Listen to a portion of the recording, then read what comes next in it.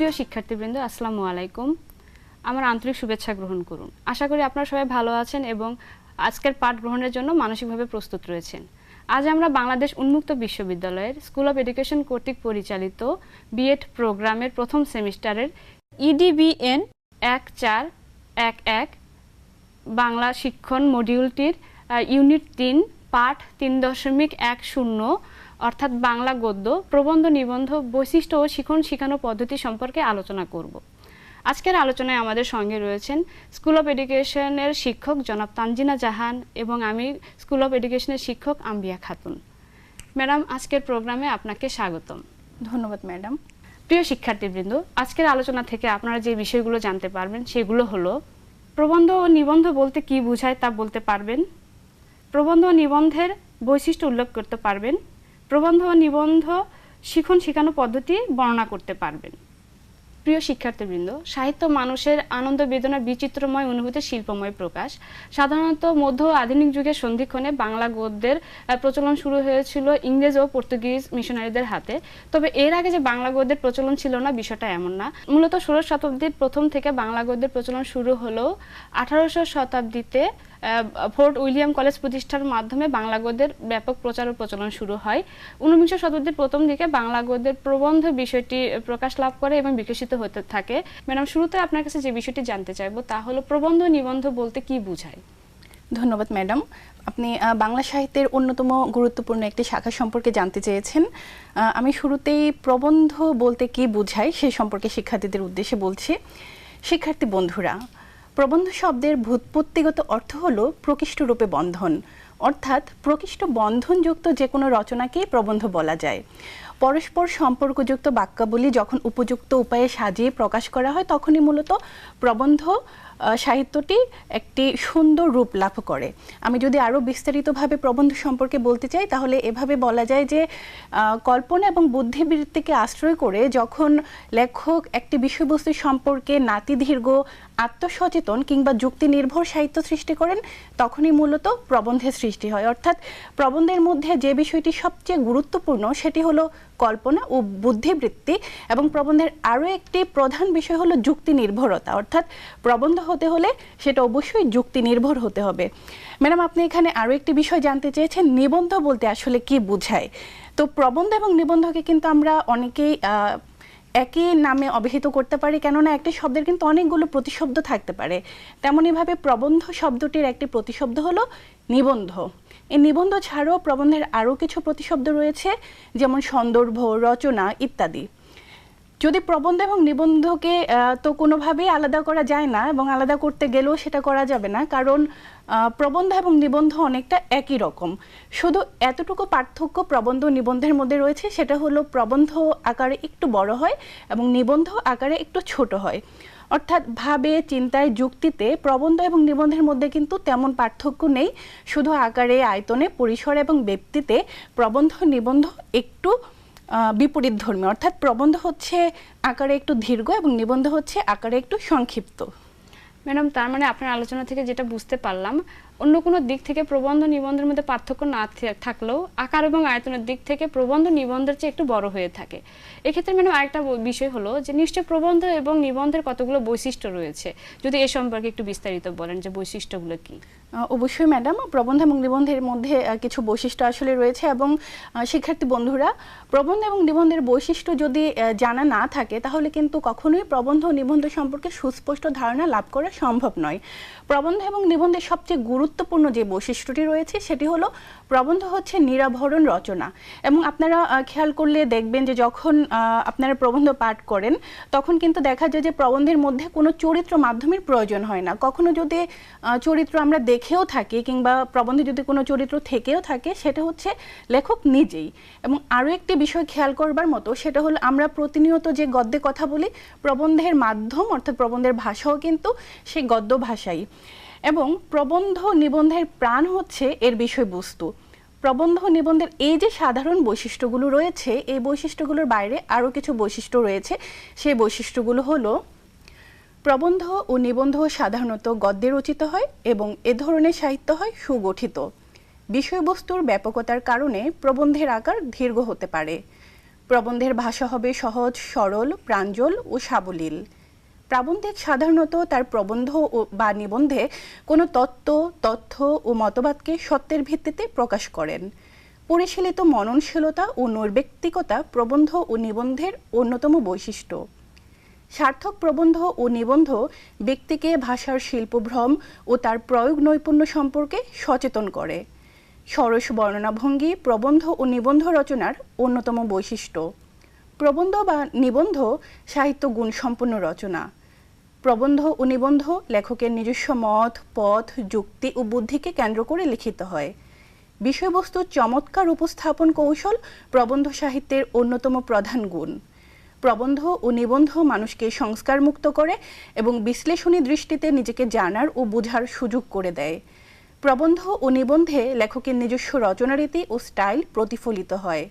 প্রবন্ধ ও নিবন্ধ মানুষের বুদ্ধিকে তীক্ষ্ণ, দৃষ্টিকে সমুজ্জ্বল ও জ্ঞানের পরিধিকে প্রশস্ত করে তোলে। সুনির্দিষ্ট কাঠামোর ভিত্তিতে প্রবন্ধের সূচনা হতে সমাপ্তি পর্যন্ত চিন্তাধারার সামঞ্জস্য থাকে। অর্থাৎ এই যে বৈশিষ্ট্যগুলো বলা হয়েছে এর বাইরেও কিন্তু বিষয়বস্তুর বৈচিত্র্য প্রবন্ধ সাহিত্যের অন্যতম প্রধান একটি বৈশিষ্ট্য। দেখা যায় জগৎ ও জীবনের নানা বিষয়কে প্রবন্ধ সাহিত্যের বিষয়বস্তুর অন্তর্ভুক্ত হতে পারে, যেমন গুরুগম্ভীর দার্শনিক কোনো তত্ত্বালোচনা, ঐতিহাসিক সমালোচনা, বিজ্ঞান, প্রকৃতি, সমাজ, লোকচিত্র, বিতর্ক, সমালোচনা, এই যে বিভিন্ন বিষয়, প্রত্যেকটা বিষয় কিন্তু প্রবন্ধ ও নিবন্ধ সাহিত্যের বিষয়বস্তুর অন্তর্ভুক্ত হতে পারে। ম্যাডাম, এক্ষেত্রে একটা যে বিষয় হলো যে এই প্রবন্ধ এবং নিবন্ধগুলো যে আমরা শিখবো, এর নিশ্চয়ই কতগুলো পদ্ধতি রয়েছে। তো প্রবন্ধ এবং নিবন্ধ শেখানোর পদ্ধতিগুলো সম্পর্কে একটু বিস্তারিত আলোচনা করেন। অত্যন্ত গুরুত্বপূর্ণ একটি প্রশ্ন, কেননা প্রবন্ধ এবং নিবন্ধ শেখানোর যে পদ্ধতিগুলো আসলে প্রচলিত রয়েছে আমাদের দেশে, সেগুলো কিন্তু গতানুগতিক এবং বৈচিত্র্যহীন। শিক্ষার্থী বন্ধুরা, আমাদের দেশের বিদ্যালয়গুলোতে বিভিন্ন শ্রেণীকক্ষে শিক্ষকগণ প্রবন্ধ পাঠদানের ক্ষেত্রে যে পদ্ধতিগুলি অবলম্বন করেন সেগুলো মূলত তেমন কার্যকর পদ্ধতি নয়। কারণ প্রবন্ধ পড়ানোর সময় দেখা যায় যে ওনারা সেই প্রবন্ধের বিষয়বস্তু নিয়ে আলোচনা করে থাকেন। প্রবন্ধের বা রচনার যে শিল্পগুণ রয়েছে সেই সম্পর্কে কিন্তু বিস্তারিত আলোচনা করেন না। এবং একই সাথে আরও একটি বিষয় দেখা যায় যে পাঠদানের ক্ষেত্রে শিক্ষকগণের যে উপস্থাপন কৌশল, বাচনভঙ্গি, সেটার সাবলীলতার অভাবের কারণেও কিন্তু প্রবন্ধ পাঠদান তেমন ফলপ্রসূ হয় না। এক্ষেত্রে আমি কয়েকটি বিষয়ের কথা উল্লেখ করছি। এই বিষয়গুলো অবলম্বন করে, অর্থাৎ এই পর্যায়ক্রমগুলো অবলম্বন করে যদি শ্রেণীকক্ষে প্রবন্ধ পাঠদান সম্ভব হয়, তাহলে শিক্ষার্থীদের খুব সহজেই প্রবন্ধের সম্পর্কে সুস্পষ্ট ধারণা দেওয়া সম্ভব। শিক্ষার্থী বন্ধুরা, প্রবন্ধ পাঠদানের ক্ষেত্রে যে পর্যায়ক্রমগুলো অনুসরণ করা জরুরি সেগুলো হলো পাঠ ঘোষণা, লেখক পরিচিতি, আদর্শ পাঠ, সমধর্মী লেখার অংশ পাঠ, নীরব পাঠ, শীর্ষ ভাগকরণ, প্রশ্নোত্তরে আলোচনা, ব্যাকরণগত দিক আলোচনা, উপকরণের ব্যবহার, শিক্ষার্থীদের কাজ প্রদান, পুনরালোচনা এবং মূল্যায়ন। শুরুতেই আমি বলেছি পাঠ ঘোষণার কথা, অর্থাৎ প্রবন্ধ পাঠদানের ক্ষেত্রে শিক্ষক শ্রেণীকক্ষে যথাযথ প্রসঙ্গের অবতারণা করে শুরুতেই পাঠ ঘোষণা করবেন এবং সেই পাঠটি বোর্ডে লিখে দিবেন। পরবর্তীতে রয়েছে লেখক পরিচিতি, অর্থাৎ যে প্রবন্ধ শিক্ষক শ্রেণীকক্ষে পাঠ করাবেন শিক্ষার্থীদের উদ্দেশ্যে সেই প্রবন্ধের লেখকের সময়কাল, লেখকের রচনারীতি এবং রচনারীতির বৈশিষ্ট্য সম্পর্কে আলোচনা করবেন। পরবর্তীতে যে ক্রমটি রয়েছে সেটি হলো আদর্শ পাঠ, অর্থাৎ পাঠের নির্দিষ্ট অংশ শিক্ষক স্পষ্ট এবং সুন্দর বাচনভঙ্গির মাধ্যমে শিক্ষার্থীদের উদ্দেশ্যে আদর্শ পাঠ করে শোনাবেন। এবং এক্ষেত্রে শিক্ষক আরও একটি কাজ করতে পারেন, সেটি হলো অন্যান্য লেখকের সমধর্মী লেখার যে কোনো অংশ শিক্ষার্থীদের উদ্দেশ্যে পাঠ করতে পারেন।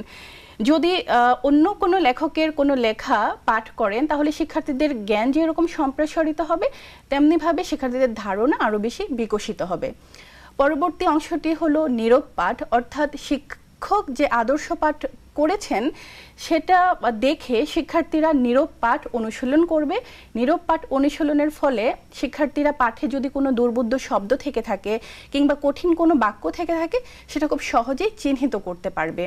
এবং শিক্ষক এ সম্পর্কে অবগত হয়ে চকবোর্ড ব্যবহারের মাধ্যমে কিংবা মাল্টিমিডিয়া প্রজেক্টর ব্যবহারের মাধ্যমে সেই দুর্বোধ্য শব্দ এবং বাক্যাংশের তাৎপর্য খুব সহজেই ব্যাখ্যা করতে পারবে। প্রবন্ধ পাঠদানের পরবর্তী অংশটি হলো শীর্ষ ভাগকরণ, অর্থাৎ একটি পাঠ কিংবা প্রবন্ধ অনেক বড় হতে পারে। সেই এত বড় প্রবন্ধকে একসাথে যদি বিশ্লেষণ করা হয় তাহলে শিক্ষার্থীরা খুব সহজে সেটা অনুধাবন করতে পারবে না। সেজন্য বিভিন্ন শীর্ষে সেই প্রবন্ধকে ভাগ করে নিতে হবে এবং প্রশ্নোত্তরে আলোচনার মাধ্যমে প্রত্যেকটি শীর্ষের আলাদাভাবে ব্যাখ্যা বিশ্লেষণ করতে হবে।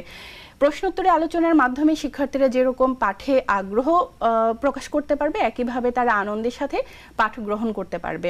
এবং পরবর্তী অংশটি রয়েছে ব্যাকরণগত দিক আলোচনা, অর্থাৎ সেই প্রবন্ধে যদি কোনো ব্যাকরণগত দিক থেকে থাকে সেই সম্পর্কে শিক্ষক সুস্পষ্টভাবে শিক্ষার্থীদের সাথে আলোচনা করবেন। পরবর্তীতে যে পর্যায়ক্রমটি রয়েছে প্রবন্ধ পাঠদানের ক্ষেত্রে সেটি হলো উপকরণের ব্যবহার, অর্থাৎ পাঠ সংশ্লিষ্ট উপকরণের ব্যবহারের মাধ্যমে শিক্ষক প্রবন্ধ পাঠকে আরও বেশি আনন্দদায়ক করে তুলতে পারেন। কাজ প্রদানের ক্ষেত্রে শিক্ষককে একটি বিষয় খেয়াল রাখতে হবে, শীর্ষ ভিত্তিক কাজ প্রদান করতে হবে এবং শিক্ষার্থীদেরকে বিভিন্ন দলে বিভক্ত করে দিতে হবে। বিভিন্ন দলে বিভক্ত করার পর প্রত্যেক দল আলাদাভাবে কাজ শেষে কাজ উপস্থাপন করবে এবং অন্যান্য শিক্ষার্থী ও শিক্ষক তাদের কাজ উপস্থাপন শেষে ফলাবর্তন প্রদান করবেন। এবং পরবর্তীতে যদি শিক্ষকের মনে হয় যে এখনো ক্লাসের সময় বাকি আছে তাহলে সম্পূর্ণ পাঠটি পুনরালোচনার মাধ্যমে শিক্ষার্থীদের আবারও বুঝিয়ে দেবেন। এবং সর্বশেষ যে ধাপটি রয়েছে প্রবন্ধ পাঠদানের সেটি হলো মূল্যায়ন। শিক্ষার্থীরা সম্পূর্ণ পাঠটি আসলে কতটুকু ধারণ করতে পেরেছে সেটা মূল্যায়নের জন্য শিক্ষক শিক্ষার্থীদের বাড়িতে অনুশীলনের জন্য কাজ প্রদান করবেন। অর্থাৎ দেখা যাচ্ছে যে প্রবন্ধ পাঠদান বা প্রবন্ধ শেখানোর যে পদ্ধতিগুলো রয়েছে একদম শুরুতেই রয়েছে পাঠ ঘোষণা এবং সর্বশেষ রয়েছে মূল্যায়ন। এর মাঝে যে ক্রমগুলো রয়েছে প্রত্যেকটি ক্রম যদি একজন শিক্ষক শ্রেণীকক্ষে যথাযথভাবে অনুসরণ করতে পারেন তাহলে কিন্তু খুব সহজেই শিক্ষার্থীদের প্রবন্ধ সম্পর্কে একটি স্পষ্ট ধারণা দিতে শিক্ষক সক্ষম হবেন। ধন্যবাদ ম্যাডাম আপনার সুন্দর ও সাবলীল আলোচনার জন্য। প্রিয় শিক্ষার্থীবৃন্দ, আশা করি আজকের আলোচনা থেকে আপনারা বাংলা গদ্য প্রবন্ধ নিবন্ধ বৈশিষ্ট্য ও শিখানো পদ্ধতি সম্পর্কে স্পষ্ট ধারণা পেয়েছেন। এ সম্পর্কে যদি কোনো প্রশ্ন থেকে থাকে তাহলে আপনারা আমাদের সঙ্গে যোগাযোগ করতে পারেন। আমাদের সঙ্গে যোগাযোগের ঠিকানা dean school of education, Bangladesh উন্মুক্ত বিশ্ববিদ্যালয়, গাজীপুর 1705। সবাই ভালো থাকুন, সুস্থ থাকুন। পরবর্তীতে আমাদের অনুষ্ঠান দেখার আমন্ত্রণ জানিয়ে এখানেই শেষ করছি। ধন্যবাদ সবাইকে।